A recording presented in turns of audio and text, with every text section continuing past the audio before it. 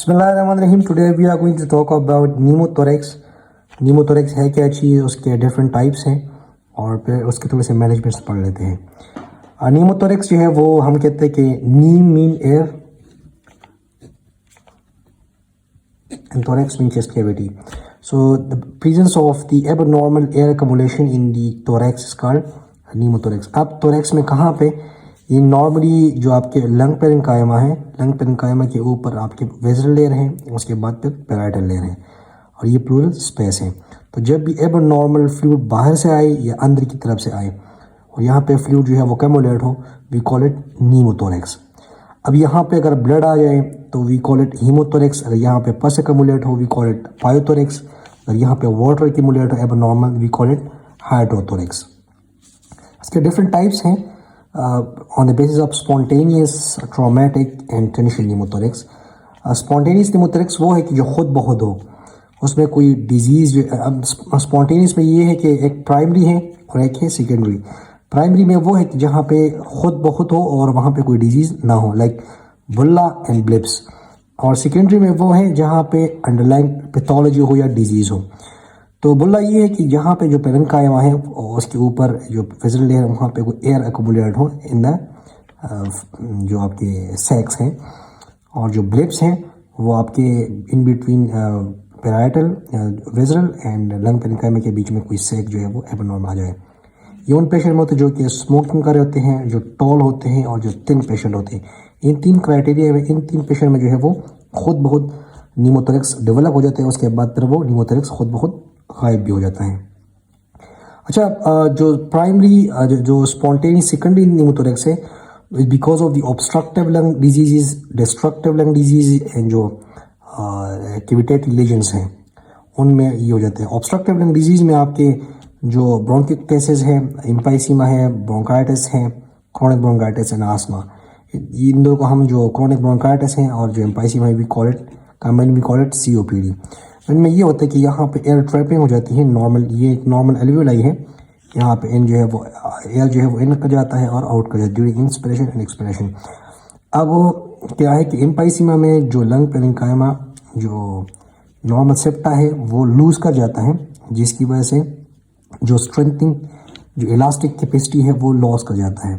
दूसरी बात यह है कि यहाँ पे जो क्रोनिक ऑब्स्ट्रक्शन है, क्रोनिक ऑब्स्ट्रक्शन में ये हो जाता है कि जो ब्रोंकियल वॉल है वो हाइपरट्रोफाइज हो जाते हैं और यहाँ पे एयर की एंट्री हो जाती है, बट बाहर निकलते वक्त फिर वो उनको प्रॉब्लम होता है। तो ये it can lead to air trapping, जिसकी वजह से ये वॉल जो है वो रप्चर कर जाते हैं और से लीकीनेस हो जाती है। और एम्फाइसीमा में भी ये होता है कि वहाँ से वॉल जो है वो लीक कर जाते हैं, जिसकी वजह से नीमोथोरेक्स हो जाती है। लाइक यहाँ पे आप देख लें, ये एक नॉर्मल नहीं है, एम्फाइसीमेटिक है, जिसकी वजह से एयर यहाँ पे आया ये लूज कर जाते हैं, ये रप्चर हो जाती है, इसकी वजह से यहाँ पे एयर मूव कर जाती है, विच कैन लीड टू नीमोथोरेक्स।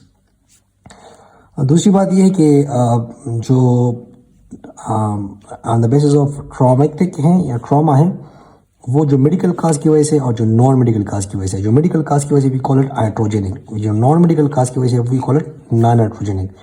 जो नॉन मेडिकल काज की वजह से वो कार एक्सीडेंट है, ब्लड ट्रॉमा है या पेनिट्रेटिंग ट्रॉमा है। पेनिट्रेटिंग ट्रॉमा ये है कि वहाँ पे आपकी स्किन जो है वो उसकी रप्चर हो जाती है, ब्लड ट्रॉमा में नहीं होता है सच। तो ये आपके ब्लड ट्रॉमा में और कार एक्सीडेंट में ये होता है कि अगर फॉर एग्जांपल आपके ब्लड ट्रॉमा हो जाता है तो जो रिब्स है वो नॉर्मल वो मूव कर जाते हैं, वो फ्रैक्चर हो जाती है उसकी, जिसकी वजह से जो लंग पेरेन्काइमा उसको डैमेज कर रहा होता है। इसके लीड टू नीमोथोरेक्स।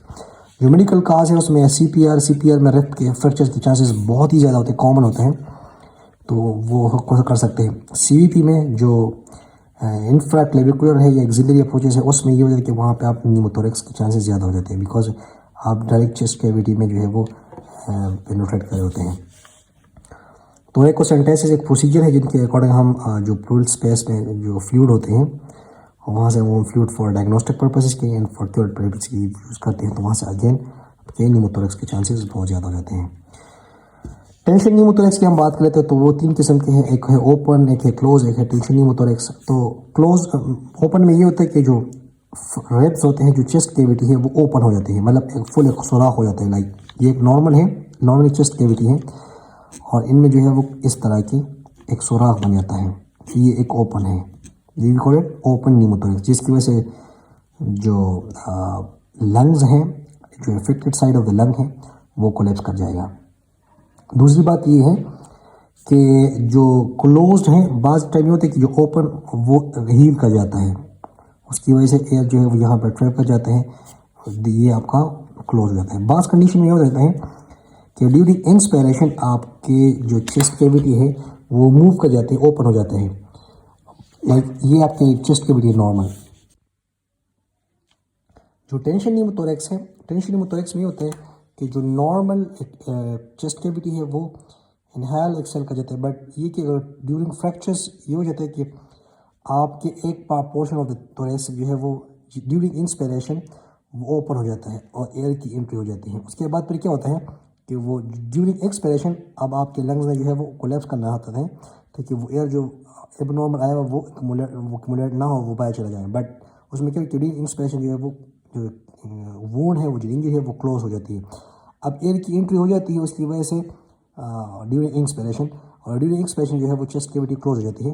तो यहाँ पे जो एयर आ रहा है वो टेंशन क्रिएट कर रहा है, जिसकी वजह से जो लंग्स हैं वो क्या होगा, वो कोलेप्स होगा। लाइक यहाँ पे इस तरह। तो ये जो लंग्स हैं वो कोलेप्स कर जाएगा बिकॉज ऑफ द टेंशन। और टेंशन किस वजह से? Because of the air, because of the abnormal air accumulation. अब ऐसे पेशेंट को डायग्नोस किस तरह करेंगे? ऐसे पेशेंट जब आपके साथ आएगा तो इनके साथ जो है वो उस जो अफेक्टेड साइड वहाँ पे आप स्टेथोस्कोप से स्कल्टेट करेंगे तो वहाँ पे no sound of auscultation of the respiratory sound वहाँ पे नहीं आएगा। वहाँ पे जो affected side of the chest है वो मूव भी नहीं करेगा बिकॉज वो लंग्स जो है वो क्या है, कोलैप्स हुआ है।